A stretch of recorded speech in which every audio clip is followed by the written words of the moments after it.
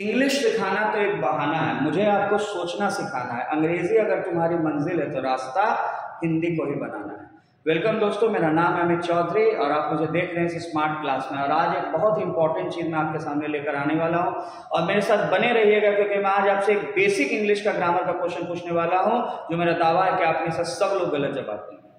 तो आज मैं आपके सामने लेकर आया हूँ 100 गोल्डन रूल्स ऑफ ग्रामर, यानी ग्रामर के चुने हुए 100 रूल, जिनको जान लेने के बाद आप पिछले 5 साल के किसी भी कॉम्पिटिटिव एग्जामिनेशन के कॉमन एरर्स के सारे सवाल बना सकते हैं। लेकिन ये सारी बात शुरू होती है एक बुनियादी बात से कि क्या हम जो ग्रामर पढ़ रहे हैं, जिस तरीके से पढ़ रहे हैं, वो सही है। क्योंकि अगर मैं आपको बता दूं कि जो सीईटी के नए पैटर्न की हम बात कर रहे हैं, उसमें कॉमन एरर्स के क्वेश्चंस घटते जा रहे हैं और reading comprehension, sentence arrangement, cloze test, vocabulary, इस तरह के क्वेश्चंस बढ़ते जा रहे हैं।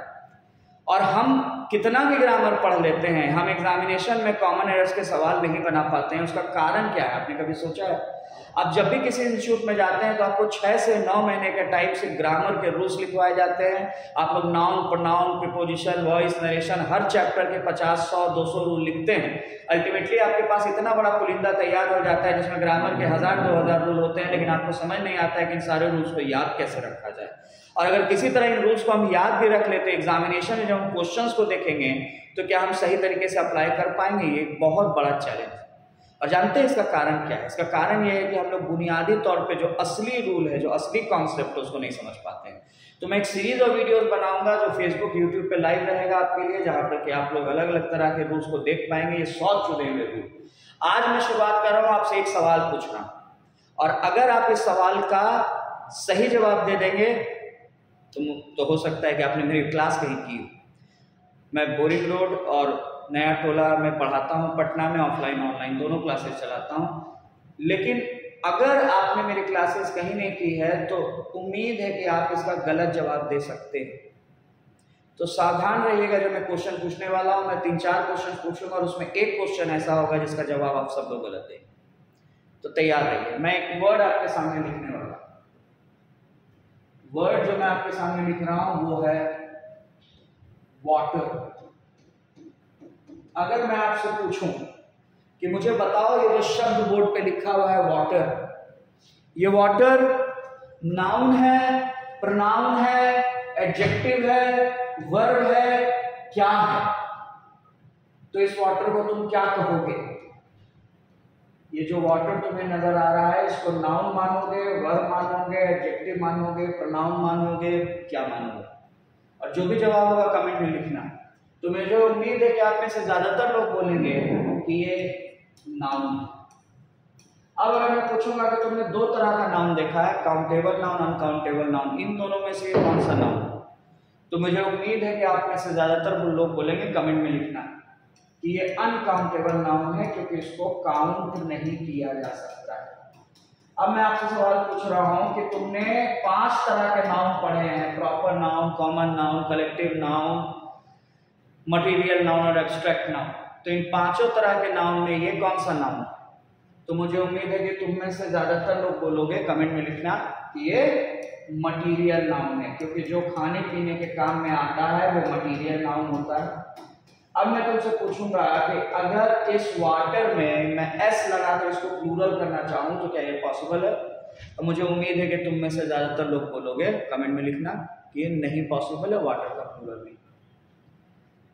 अब कोई सवाल नहीं बचा जो मुझे तुमसे पूछना है। जितने सवालों के तुमने जवाब दिए हैं सामने बोर्ड पे लिखे हुए हैं, और मैं तुम्हें बताना चाहता हूं कि ये सारे जवाब गलत हैं। तो हमारा डिस्कशन यहां से शुरू होता है कि ये सारे जवाब गलत कैसे हो सकते हैं।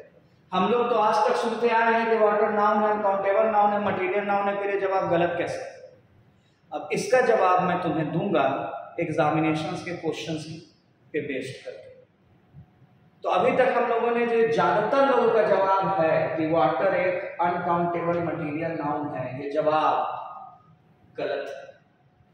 तो ये जवाब कैसे गलत हुआ, इसको हम लोग देखने के लिए इस 100 गोल्डन रूल्स ऑफ ग्रामर के उस बेसिक चीज पर हम लोग जाने वाले हैं, जो कि आप लोगों से छुपाया गया है, नहीं बताया गया है, क्योंकि शायद लोगों को लगता हो कि आप ज़्यादा कॉम्प्लिकेटेड चीज़ों को या इस तरह की चीज़ों को जो सच की तरफ ले जाते हैं आप नहीं सुन पाएंगे। आप सिर्फ इंटरटेनमेंट देखना चाहते हैं, आप सिर्फ चुटकुले सुनना चाहते हैं क्लास में बैठ के, लेकिन शायद आप सक्सेस भी पाना चाहते हैं।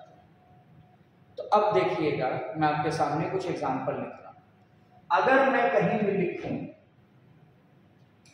Give me a glass of water, तो आप बिल्कुल सही बोल रहे हैं कि यहां जिस वाटर की बात हो रही है वो नाउन है, वो अनकाउंटेबल नाउन है और वो मटीरियल नाउन। ये आपने बिल्कुल सही बोला, क्योंकि यहां मैं उस पानी की बात कर रहा हूं जो हम लोग पीने के काम में लाते हैं। लेकिन अगर मैं आपसे पूछूं, इस सेंटेंस को देखो, प्लीज वाटर द प्लांट, कृपया पौधों को पानी दो। तो यहां पर जो वाटर है, वाक्य को बनाने के लिए वर्ब की जरूरत है, और इसमें जो वर्ब है वो है वाटर। यानी कि यहां पर वाटर एक वर्ब की तरह आ रहा है। यहां पर वाटर का मतलब पानी नहीं है, यहां पर वाटर का मतलब है पानी देना, या जिसे बिहार की भाषा में बोला जाता है पानी पटाना। तो अब सवाल उठता है कि अगर वाटर यहाँ वर्ब है तो वर्ब में तो V1, V2, V3, V4, V5 form में होता है। एक लड़के के दिमाग में सवाल आएगा, V4 फॉर्म में ing लगता है, यानी कि डू में डूइंग करके हम उसको V4 बनाते हैं। या कभी कभी वर्ब में ed भी लगता है पास्ट फॉर्म में, जैसे डिसाइड का पास्ट फॉर्म डिसाइडेड होता है। तो एक लड़के के दिमाग में सवाल आएगा कि क्या हम वाटरिंग या जैसे हम लोग ing लगाते हैं तो क्या वाटर में ing लग सकता है, क्या ed लग सकता है? आप में से कुछ लोगों के सर नहीं में हिलने वाले होंगे, लेकिन पहले सोच ले, अगर एक बार आप डिसाइड कर चुके हैं कि ये नाउन है तो फिर कोई शक नहीं बचता है।